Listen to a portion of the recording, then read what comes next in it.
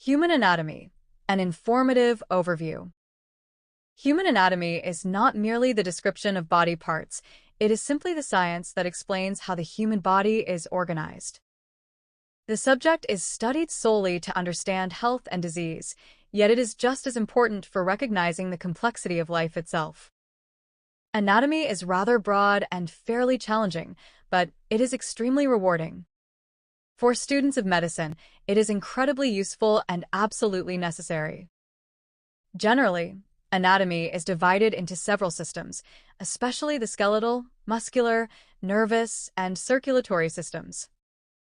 Each part is particularly linked to the others and largely dependent on correct functioning. The study is mainly observational, primarily descriptive, and chiefly practical.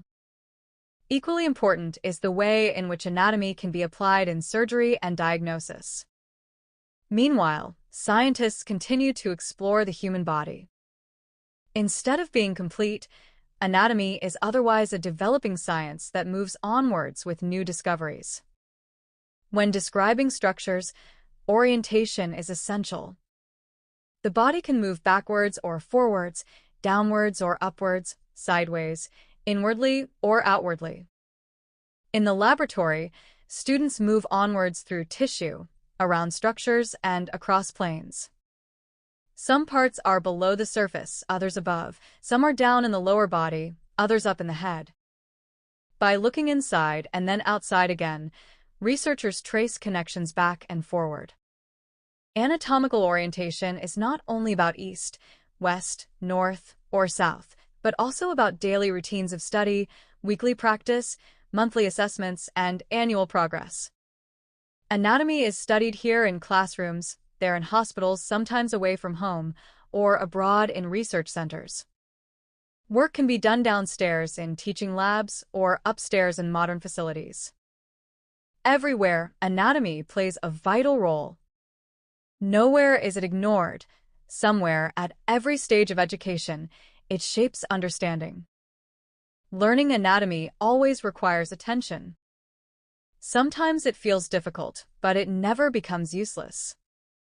Students often practice with diagrams, usually repeat definitions, and rarely forget essential terms if they study carefully.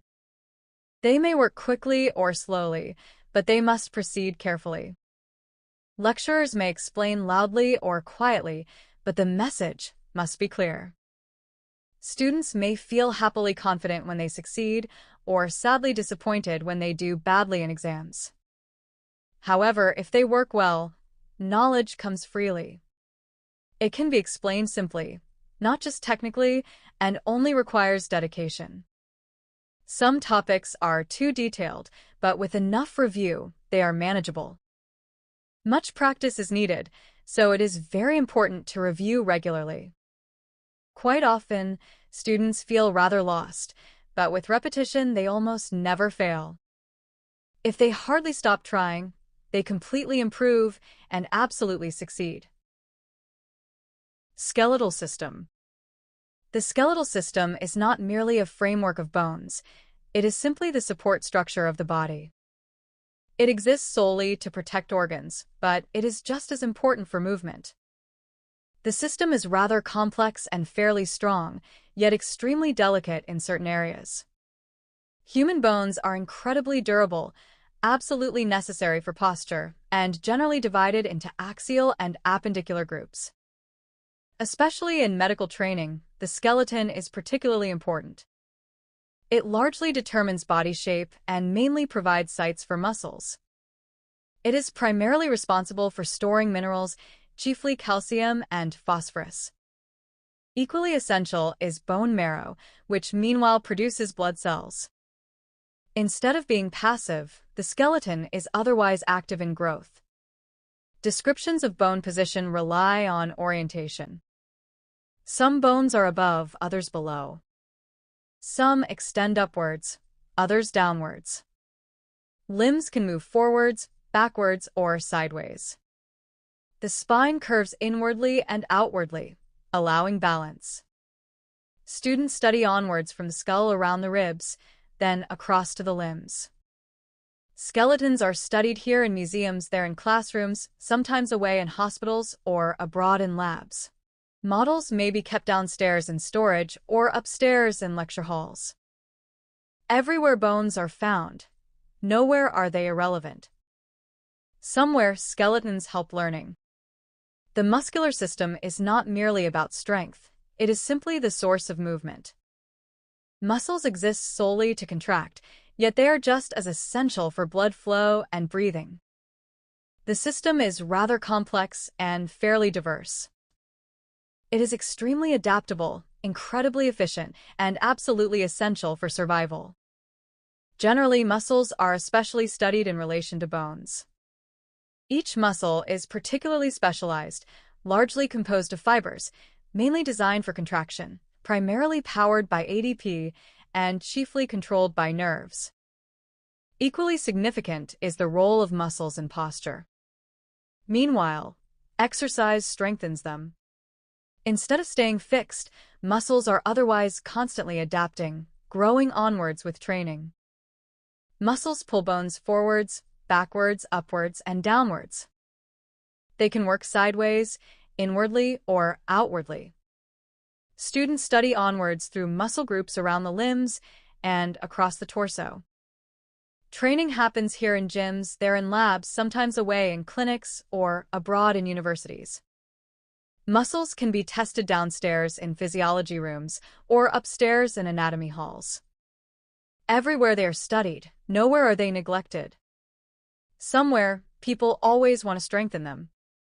The nervous system is not merely a network of nerves, it is simply the control center of the body. It exists solely to transmit signals, yet it is just as essential for memory and reflexes. It is rather delicate and fairly complex, extremely important, and incredibly fast. The brain is absolutely central to life. Generally, the nervous system is especially divided into central and peripheral. Each part is particularly specialized, largely made of neurons, mainly responsible for communication, primarily based on electrical impulses and chiefly protected by coverings. Equally critical is the role of neurotransmitters. Meanwhile, technology studies brain waves. The circulatory system is not merely a set of vessels, it is simply the transport network of the body. It exists solely to deliver oxygen, but it is just as essential for nutrients and waste removal. It is rather efficient, extremely reliable, and absolutely vital. The heart is incredibly strong and generally studied with lungs. Blood flows forwards and backwards, upwards and downwards, sideways in capillaries, inwardly to tissues, outwardly to veins. Students study onwards through arteries around organs and across chambers. These systems are studied here in hospitals, there in labs, sometimes away in research centers, or abroad in clinics. Observations may happen downstairs in MRI units or upstairs in lecture halls. Everywhere they are vital, nowhere are they ignored. Somewhere researchers always explore. Human anatomy is not merely a subject, it is simply the science of life.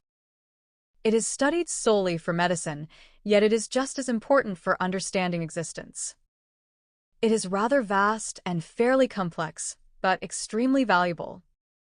For learners, it is incredibly rewarding and absolutely essential. Generally, anatomy is especially significant for all branches of medicine. Each system is particularly interdependent, largely connected, mainly functional, primarily cooperative, and chiefly essential.